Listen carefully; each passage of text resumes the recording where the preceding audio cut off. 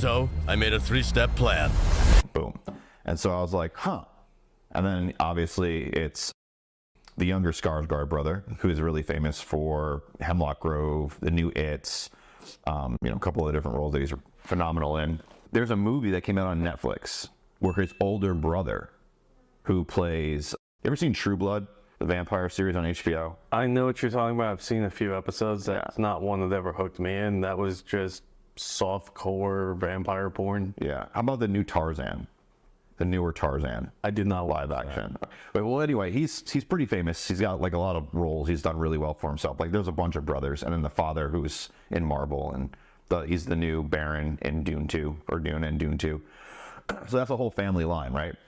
So his older brother does a movie called Mute on Netflix, where he plays like a character who basically is like a deadly ass assassin who cannot speak, and like goes on this crazy rampage of killing.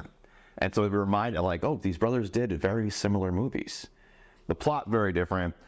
Paul Rudd's actually the villain in Mute, so it's kind of interesting because Paul Rudd's like not really a villain in my eyes ever. Yeah, he plays like a crazy, like he actually does a really good job playing like this crazy, like off the wall villain. Weird, because that's so out of character for anything that he's played before. He's got like this shaggy hair, and he's a villain in that one. But anyway, it's just like that movie reminded me of the same. So when I sat down, I had that mindset of this is going to be funny, this is going to be gory, there's going to be a lot of action, there's going to be over the top bone breaking and brutality, and I'm in. I'm signing up for that right now. Here we go. Here's my card.